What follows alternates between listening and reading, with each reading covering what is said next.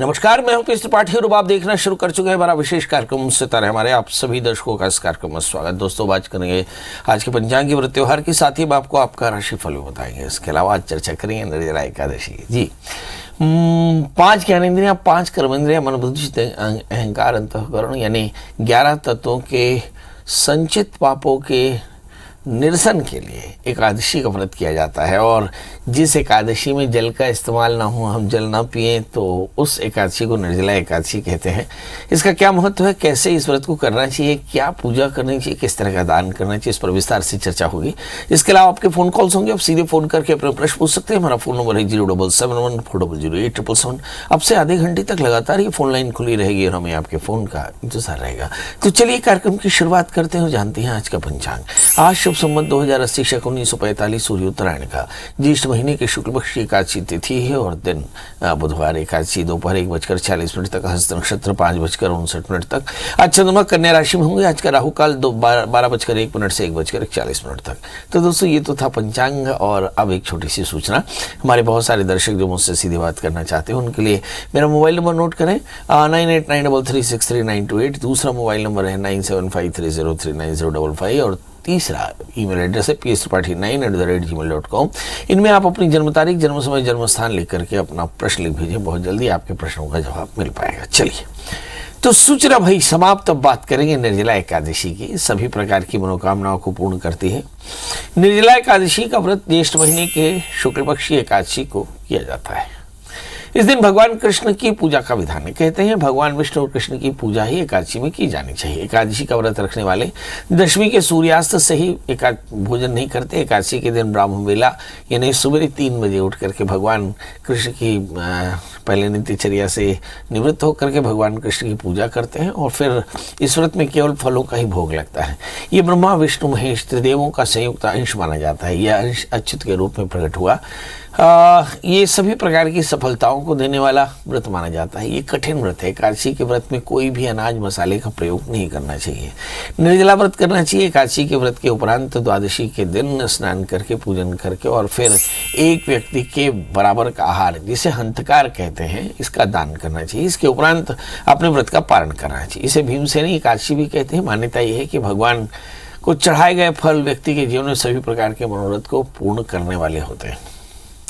एकादशी में क्या क्या सामग्री लगती है? एक तो भगवान विष्णु और माता लक्ष्मी, पूजा की चौकी, पीला कपड़ा और इसके अलावा अक्षत, फूल, पीले फूल, वस्त्र, आम, ऋतुफल, कलश, आम के पत्ते, पंचामृत यानी दूध, दही, शहद घी, शर्करा और इसके अलावा तुलसी दल, केसर, इत्र, इलायची, पान, लौंग, सुपारी, कपूर, पानी वाला नारियल, पीला अक्षत और पंचमेवा, कुमकुम, हल्दी, धूप, दीप, तिल, आंवला, मिठाई, व्रत कथा और पुस्तक मौली, दान के लिए तिल, छाता, जूते, चप्पल इत्यादि। और फिर एकादशी का व्रत का विधान बता देता हूँ।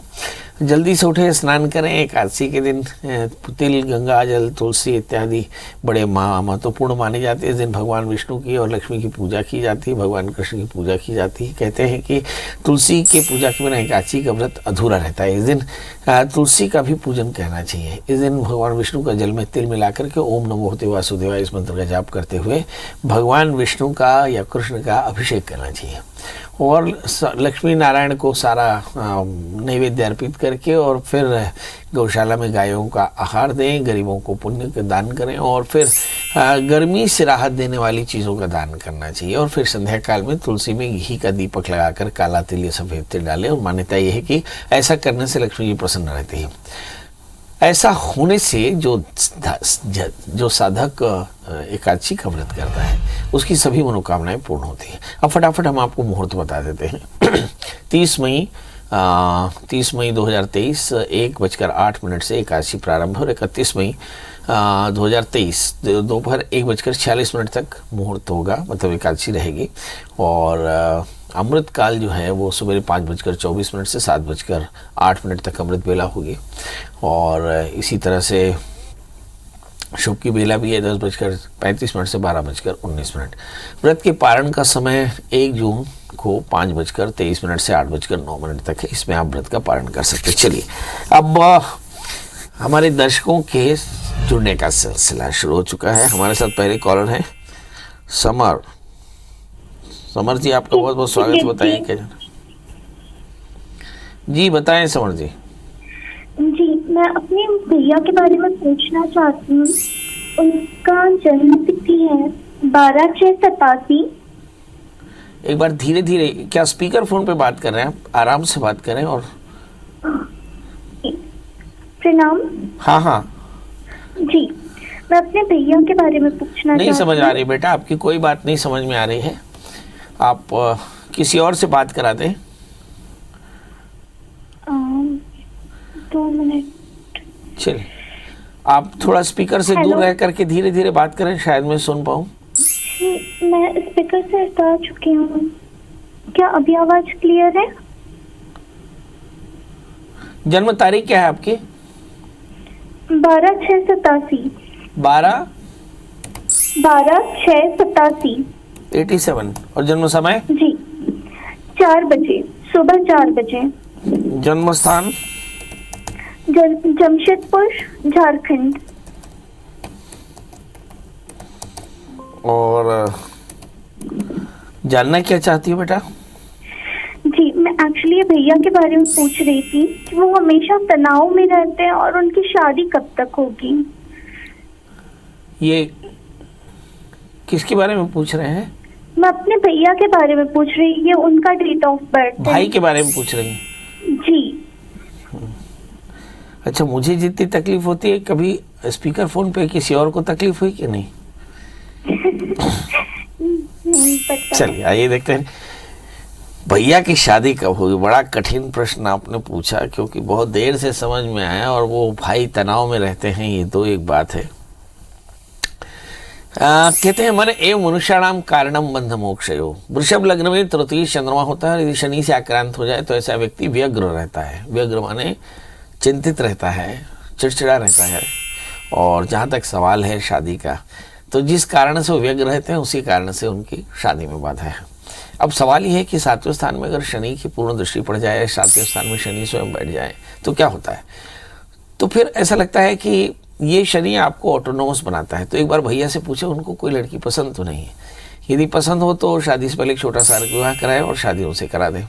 यदि उन्हें पसंद ना हो तो फिर मान लें कि फिर शादी में बाधा है, तो शादी से पहले अर्क विवाह करा करके और अप्रैल 2024 तक इंतज़ार करें। इनकी शादी का समय अप्रैल 2024 से लेकर के 2025 तक रहेगा, यानी इनकी शादी 2024 में होने वाली है।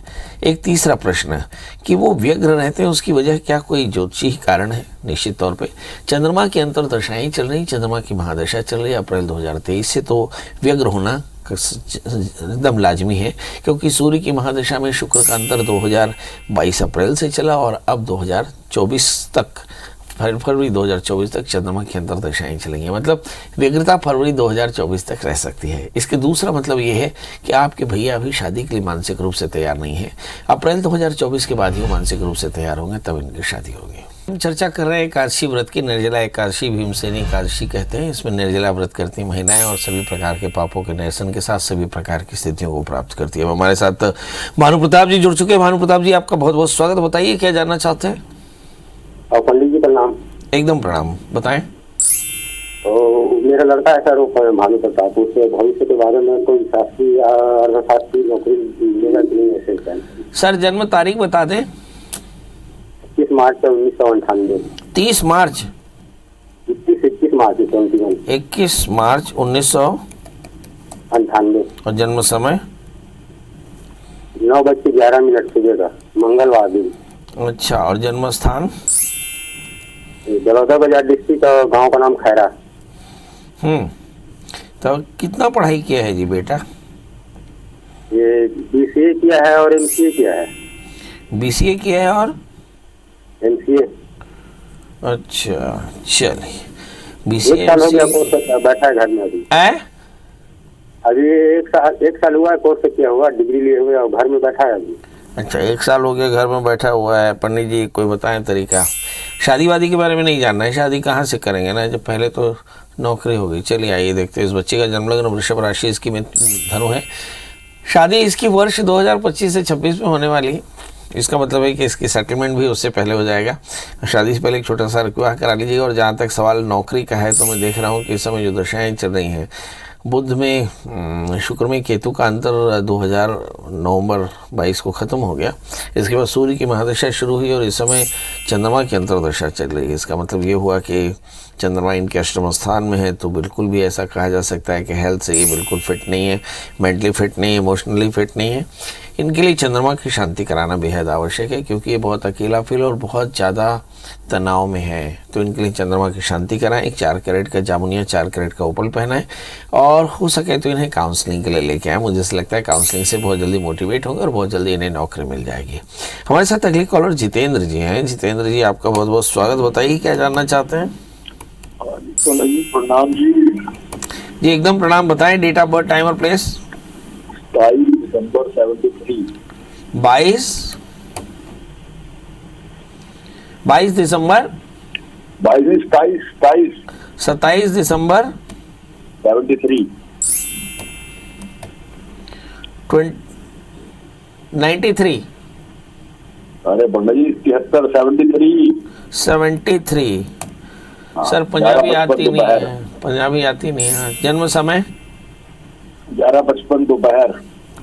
हाँ जी। और जन्म स्थान चंडीगढ़। अच्छा, ये आपकी जन्म कुंडली है? हाँ जी, हाँ जी, मेरी। क्या जानना है आपको? तो पढ़े जब आने वाला समय तो बहुत खराब चल रहा था अभी तक, तो अभी कुछ समय चेंज हो रहा है। उसे तो नहीं, अभी जो गया दशा में अपना अंतर दशा में चेक कर लो आप, तो कुछ चेंज होगा कि नहीं, कुछ समय सुधरेगा कि नहीं, कोई कर्जा कुर्जा उतरेगा। चलिए ये देखते हैं। आपका जन्म लग्न मीन है, राशि आपकी मकर है, आपके धन स्थान में मंगल है। मैंने कहा था कंस्ट्रक्शन मटेरियल का काम स्टार्ट करें, शायद आपने शुरू भी किया है और भगवान ने चाहा तो बहुत जल्दी आपको सफलता मिल जाएगी। इस समय जो दशाएं चल रही हैं उस पर नज़र डालें तो राहु की अंतर्दशा चली, गुरु में राहु अक्टूबर 2024 तक रहेंगे। तो आपको सलाह ये है कि आप नित्य भगवान शिव का पूजन करें और ओम नमः शिवाय मंत्र का जप करें। हाँ, एक 8 कैरेट का इटालियन मूंगा, 4 कैरेट का पोखरा धारण करें, मंगल का व्रत करें तो कल्याण होगा। चलिए, तो इसी के साथ अब आपसे विदा लेने का समय। कल फिर हाजिर होंगे किसी नए विषय के साथ। तब तक मुझे दीजिए इजाजत। नमस्कार।